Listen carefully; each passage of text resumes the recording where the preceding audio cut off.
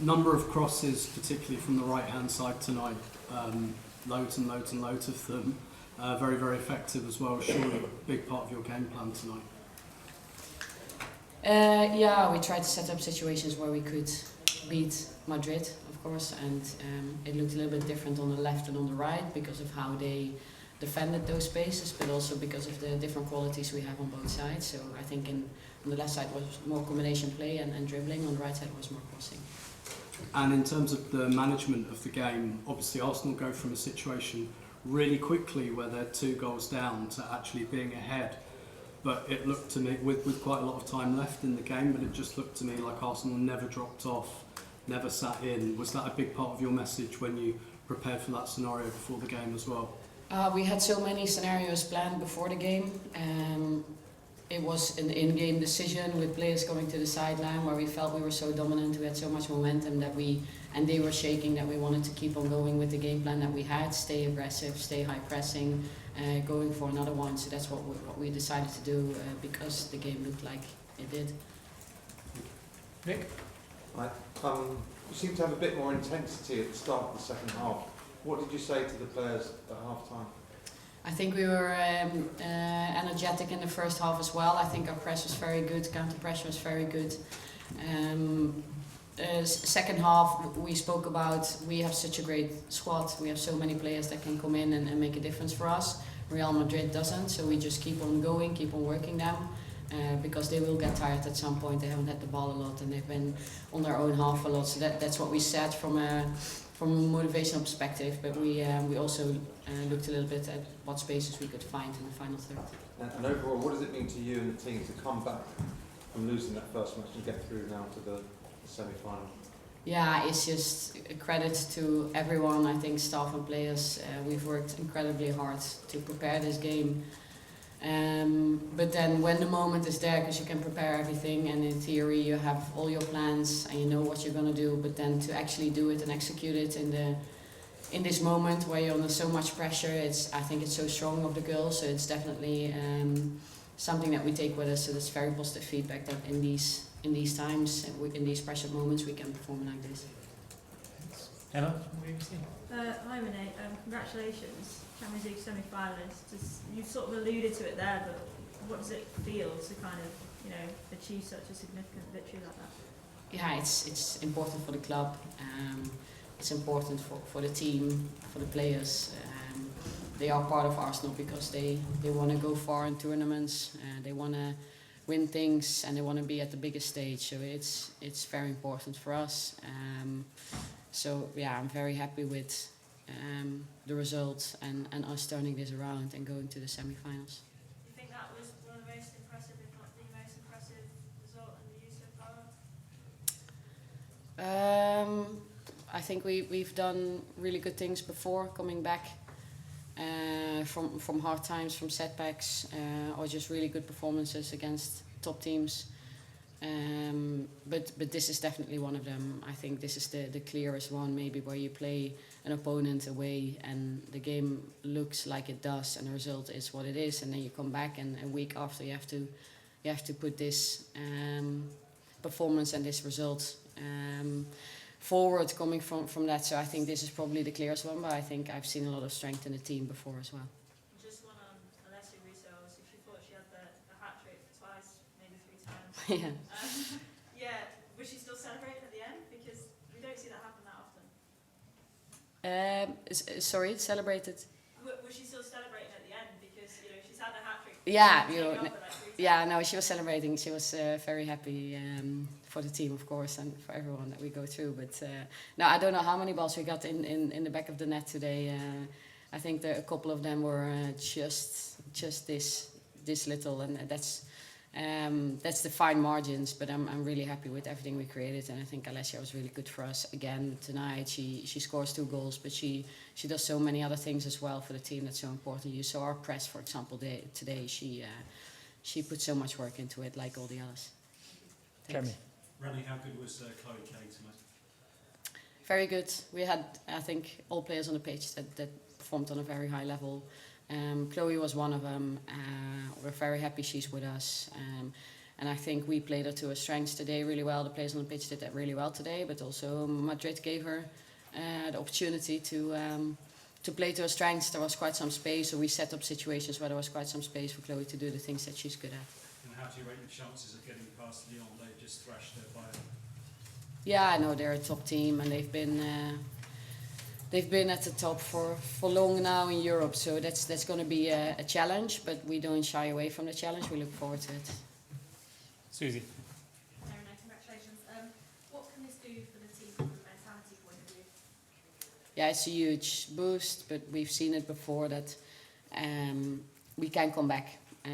Always, we respond really well to when times get hard, because it's not always going to be linearly upwards. It's going to look like this, and it's about how you respond and what you do with that information that you gather when performances aren't what you want, and you learn and you move forward. And I think that's what the team has been doing so many times now, and I think this is a very clear, perfect example of it. So yeah, it definitely motivates everyone to keep on going, because we have so much more to give as well. How impactful was the crowd? I mean, and how much of an advantage is the crowd at the Emirates in all competitions now? Yeah, so we always feel very proud and grateful for the fans that we have, and wherever we play, they are with us. So, but today, I think a record again in Champions League quarterfinal in England. So, and that's our fans. So, no, they mean so much to us because I think it's the synergy that we try to create. So, I think the players and us, as a staff, we have a responsibility to delivering something, a product that they want to be a part of, and we need to create that energy and bring quality and intensity on the pitch, and then they will give something back to us, and I think that's what happened tonight. Thanks. Okay. Hi Renee, can you talk maybe a little bit more about just what the mood was like at half time, because at that stage you were 45 minutes from your last realistic chance of a trophy this season going down the drain. Kind of, what was the mood like? Was it still calm? Was there any anxiety? Just what were people feeling? Calm, and we've spoken about it before with staff and players that we need to be calm whatever the scenario. If we don't stay calm, we're not going to find the solution. So everyone was calm, but also it was 0-0, but we felt like we were dominant, and it was just about the details of finding the right thing. So I could see in the players' eyes, and they were believing and calm, and they were very determined in a very good way. So it was calm. We were talking about details, so it was a very good atmosphere. And how easy is it to keep that mentality after like first half where being full of kind of a lot of pressure, but near misses and half chance kind of getting away? So yeah, how do you keep that mentality? Yeah, it's mind. You have to train your mind to stay calm, because of course you could go in a direction of, okay, we lost 2-0 away and it's only 0-0 and there's only 45 minutes left to play, but I think that's what the girls do so well at the moment, the team does so well at the moment, that we stay very calm and we focus on the task in the present. What can we do? Emotions aren't going to help us, so no, we're on a very high level with the team. We talked a lot about the pitch last week, obviously very different surface this week. How much did that contribute to a completely different result this week? Yeah, football is to be played on grass, and we obviously played on the grass in Madrid. But I think any team will play better football on good pitches, and the pitch at the Emirates is amazing. But yeah, we want to be a team that finds ways to win. So whatever the circumstances, whatever the surface, we want to be able to beat our opponents. So we're critical of ourselves in the game away against Madrid still, but we're very happy with the performance today. Thank you. Oh, Hi Renee. I was just wondering on that kind of momentum and in half time, was it maybe finding solutions? I know you said it was calm, but was it you or was it player led? Because I know yesterday Leah spoke about how the group, I guess, become better problem solvers over time. So what did that situation actually look like? That's something we want to do together. So there's always interaction between players and staff. What we do is the players get some time together, coaches get some time together, and then we come back in and we present our ideas, the details that we want to focus on, the players interact, and so that's how we together came to what we wanted to do in the second half. So that's basically what happened. And just on this Champions League journey as a whole, when the club loses the first game against Bayern in the group stages, is something like qualifying for the semi-finals even realistic in the thinking, or how do you kind of assess coming from that point to this point? That was only the first game in the group stage, so there was so much football left to play. So I don't think we were thinking in that direction. After Bayern away, that was obviously maybe the toughest game in the group phase. But of course, very happy that we are here now and going into a semi-final. There's a few more in here, and then Sandra at the back, and then we'll need to wrap. Amy, do you want to kick off? Renee, I just wondered, obviously you did a lot defensively to nullify Real Madrid as well tonight, but were you surprised at how toothless they almost looked on attack? Not too many counter-attacking opportunities for the opponent too. Surprised, I think it's always this. It takes two to tango, so it's you do it together with the opponent. What happens on the pitch? I think, of course, they were probably overwhelmed by our intensity and the way we pressed them.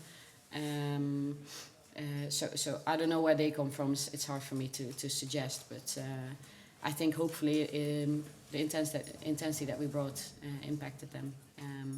And then they have their game plan, of course, and they come away from a big game against Barcelona last Sunday. So I don't know, that's theirs, but hopefully our intensity made it hard for them today. And just a word on Daphne, she didn't have a lot to do, but when she did, she came up like trouble.